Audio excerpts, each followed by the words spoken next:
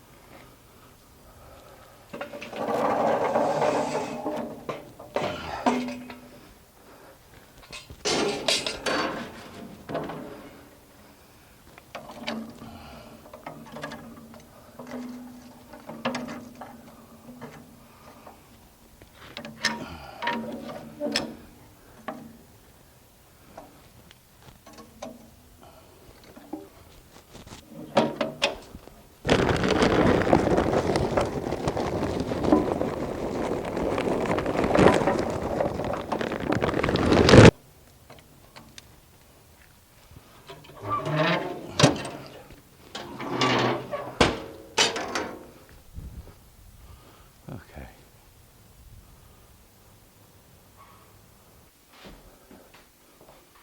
Well, howdy folks. Welcome back to my kitchen. Hey, I guess you've already guessed it. Today we're going to be doing some barbecue. Well, I mean, it's really not Texas cooking without a little barbecue, is it? You know, the other day I kind of got this urge to make some pork rib sandwiches. I thought, oh, that would be so good to have a barbecue rib sandwich. So I decided I'm going to get busy and make that happen. Today, I've got a nice little rack of ribs right here. This is a rack of what's referred to as spare ribs. We're going to clean these up. I'm going to show you how to take off that silver skin. We're going to then get them on the grill, on the smoker. We're going to let them smoke, and after that, we're going to braise them. That way we get that moisture into them. Really moist, really delicious. The smokiness of smoking them, oh, unbelievable. And then I'm also going to show you the difference today between what's a St. Louis cut and what's a regular spare rib. After all, I need to mention this. When I was out buying these, I paid about $2.50 a pound for these spare ribs. It needs to be mentioned. The St. Louis cut ribs, which were right next to them, those were $3.50 a pound. So $1 a pound higher for less meat. I'm going to show you why. So come over this way. I'll get this cleaned up and get it on this, and we will get started. So come on over. All right. I have my ribs here. They are all, for the most part, ready to go. There's a little bit of fat on this that I need to remove, and that's just right here on this end. There's a little chunk of fat right there. All right. So I'm just going to get that out of my way. But I just don't need it down there. It's just going to end up causing a burned mess. All right, now I wanted to mention to you the difference between a St. Louis cut and just regular spare ribs. Now, when they cut ribs, you know, they're cutting the carcass of a hog, and they take what's called the back ribs, and that's from where the spinal cord is, and there's a big thick muscle on each side of that. That's what they're getting, is they're getting from that spinal cord down to the bottom of that muscle, and that's the reason the rib is only about 3 inches long. That's your back ribs, and they're really meaty, they're really cool. Then it goes down the side into the belly. That's the belly right down here, okay? And that is the bottom of that rib cage, and that completes that muscle structure. All right, now St. Louis cut, what they do there, see here, this cut on the top where you see those ribs sticking out, that is where the back ribs were cut off. This down here is where the rib cage ends and gets tender with the smaller ribs down here and the longer ribs up here. Okay, so this is towards the neck. This piece right here, folks, right across here, that's nothing but meat, all that solid chunk of meat right there. If you cut that off, the strip you get is what's called a St. Louis cut. Okay, so basically you cut off this big old honking chunk of meat, the good part you want to eat, and all you have is just the bones and what's around the bones, then that's St. Louis cut. That seems to me to be a waste, especially for a higher price. Why do that? Go ahead and do yourself a favor. Just get the spare ribs, get all this beautiful lower meat here, and it is well worth having. Now on the back of this, you're going to see some chunks of fat. If you want to remove any of that, you can go ahead and do it, but I'll tell you what, they add flavor. So I'm going to leave most of my fat. It needs to be mentioned, I have across here this connective tissue. Chefs like to call this silver skin, okay? And that's what this part is here. That is silver skin. And it connects fat and different tissues together. All right, now to get that off, do yourself a favor. Use a paper towel, grab the corner of the silver skin down here. All right, now what the paper towel does, this stuff is really slick and your fingers will just slide off of it. The paper towel allows you to get good grip on that. Looky there, see how that's coming off? Now what I've done is I have removed all that nasty, gristly, hard to chew mess that's on the back of a rib. And you know, you've been to a restaurant, you've had a rib like that. You're sitting there chewing on it and you get this gnawy, sinewy material. That was because the chef was too lazy to do what I'm doing right here today on this rack of ribs. And as you've seen, this is not a hard task. Okay, now down here, there could be a little more of that. I'm not going to nitpick this too much. There we go. So I believe I've got the majority of it right there. Now, you know I use these gloves all the time. You don't have to use gloves for cooking, but I'll say this, they can be awful convenient, especially when you need cleanup quick. There we go, all my cleanup's done. I'm ready to get these on the smoke. Now, beautiful set of ribs. And if you've noticed, I haven't done any seasoning on these. Folks, you can season these, all right? I'm going to put a little salt on this, and that is going to be all. Let me get it right up in here. If you notice, I'm not producing much of any smoke here. All right, now that's quite on purpose. I always get my smoke started right after I put the ribs up in there. Now I've got the right heat. So I always get my fire lined out first. And I do that in charcoal, as you've seen. And the charcoal I like to use because it's easy to control that fire and to control the heat. Add a little charcoal, put the wood around the outside edges. All right. So I've got some big chunks of wood here. I'm going to put this first one right up in here. We're just going to let it sit there and smolder through the whole process. There we are. Those up in there. Now, I like to soak my wood, as you've seen here, and what that does for me is that just gives it, a little bit longer time in the process in here. And it doesn't do a whole lot other than just slow down that smoke release. It also helps my wood to last a little longer. I like that, so I like to do it that way. Now I'm going to put a little more charcoal in this, and then we're going to be smoking in just a few minutes. Okay, now we have this thing up and smoking, as you see, but look at the color of that smoke. The smoke, A, is billowing, and B, it's gray. What I want to do is to have nice blue wispy smoke, not gray billowing smoke. So in a little bit, that's going to calm down, and you'll see a little of this happen each time you add some of that charcoal. But once the charcoal lights up, that'll turn blue again, and it'll be absolutely beautiful. And that's what you're looking for, really, is just to keep it low and blue. You don't have to add much charcoal at a time. And doing that just about every 30 minutes, adding, anywhere from 8 to 12 charcoal bricks, usually get you where you need to be. And we're going to have good barbecue ribs.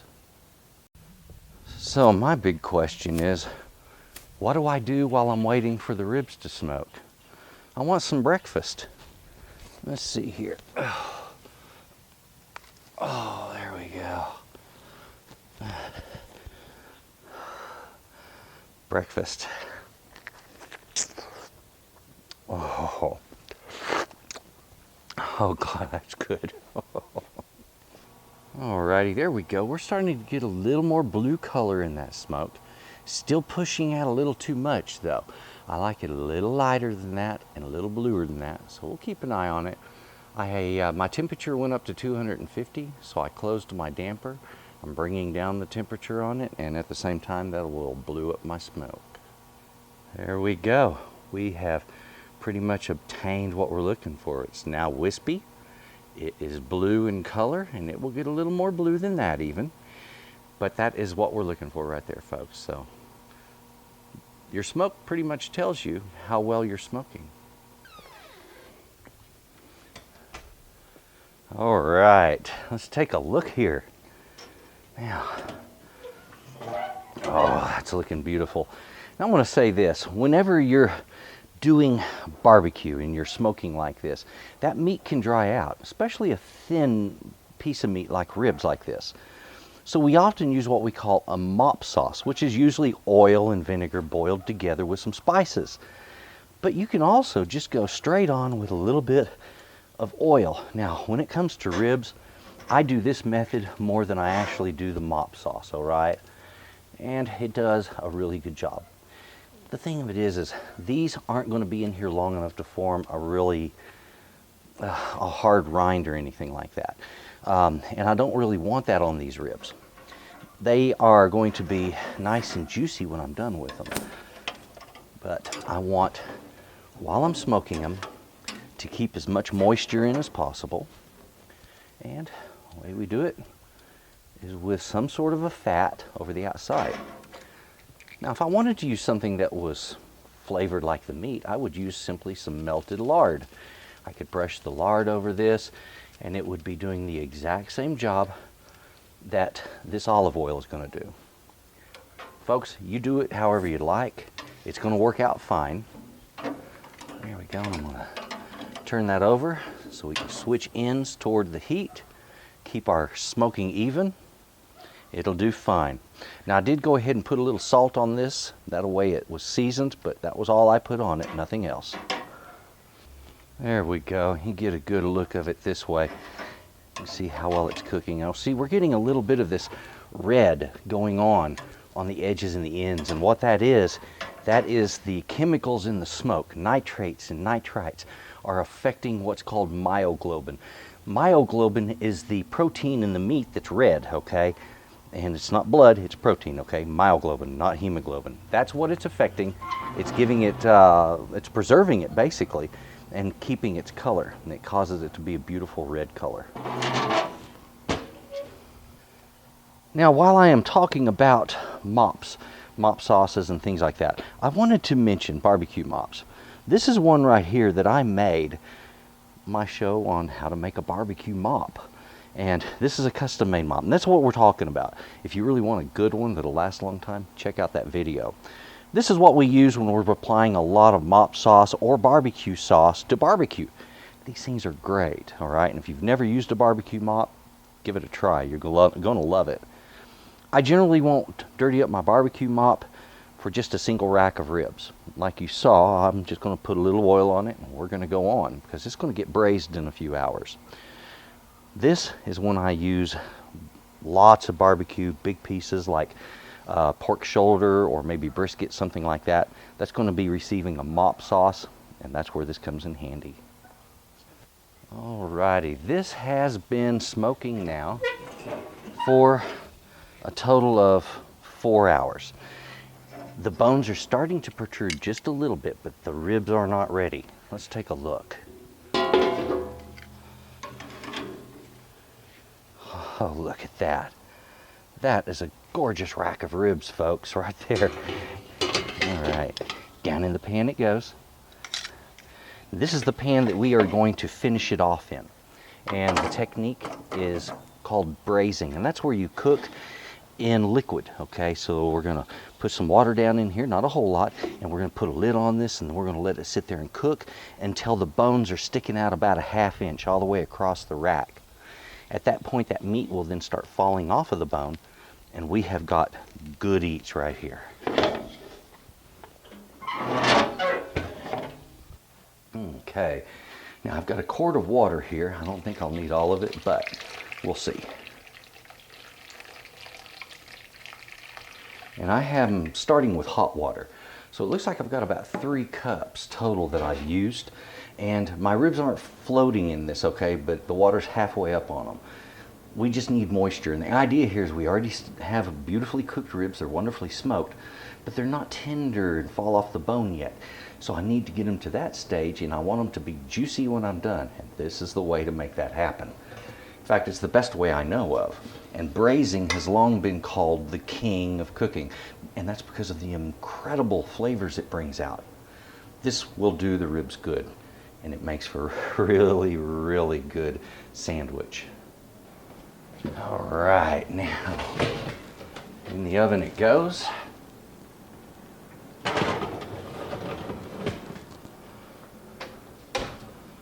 Oh boy, I'll tell you, the things I'll do for a good sandwich. This has just got to braise. It usually takes me around an hour and a half.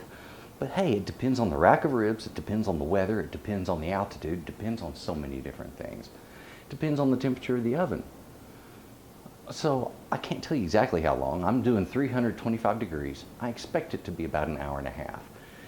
We'll check on them, see how they come along. I'll tell you exactly how long it takes in a little bit. Give this a try. And by the way, when it comes to barbecue, I do a lot of my barbecue this way. In fact, almost all of it is done exactly like this, where I'll smoke first and then I'll bring it in and braise. It gives the best of both worlds. Super tender meat that's ultra juicy, and smoked meat like you get on a fantastic barbecue. Both things are perfect. So these got 4 hours of smoke, which is a lot for ribs, okay? And what they're going to get here is going to make them fantastic. All right, these have been in the oven about 2 hours, and the meat is absolutely super delicate and tender. I was just pulling back from the ribs. See there? That's what we're wanting right there. That's the super fine, beautiful condition. And if you'll notice, we have in the bottom just a little bit of water left.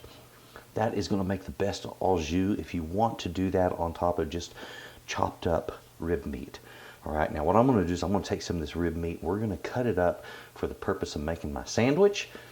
That happens now. Okay, recording again. Okay.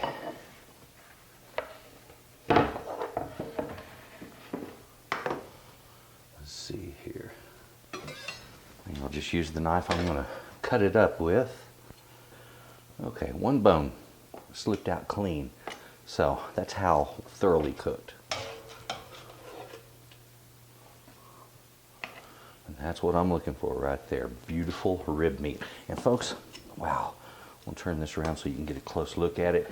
That beautiful pink layer runs all the way through there. And that is what we were talking about earlier. Those nitrates and nitrites preserving the meat. Gives it that wonderful, wonderful red color, but the flavor also. Oh. Now, we have some bones right over here. Let's see here. Oop, looky there. You know what I said I wanted it cooked that well? And there it is.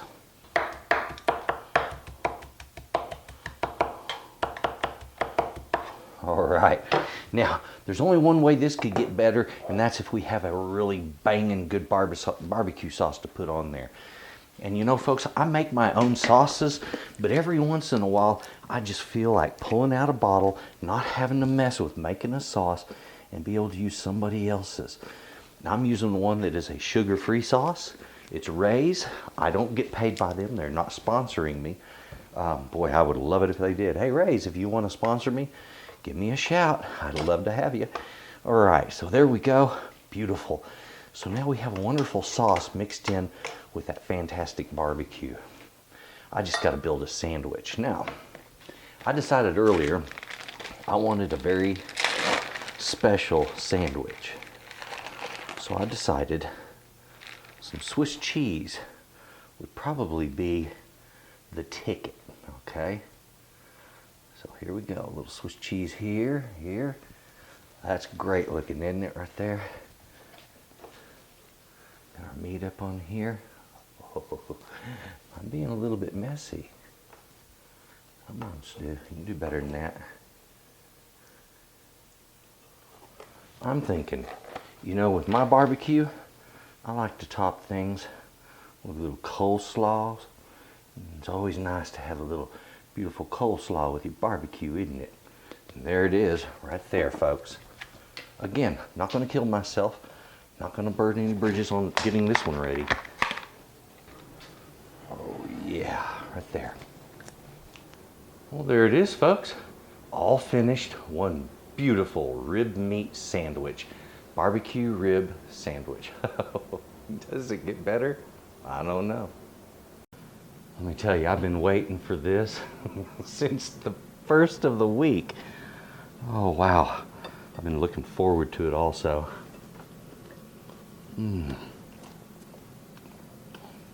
It's a little messy. It's a whole lot good. Oh man.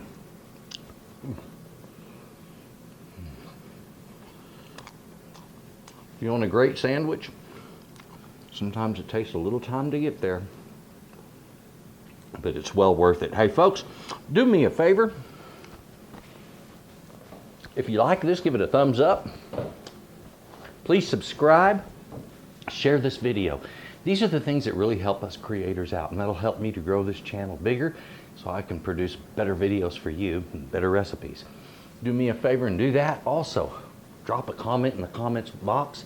I read those and respond to a lot of them. So if you would, please do that. I appreciate you watching this, and please have a good day. Bye-bye. All right.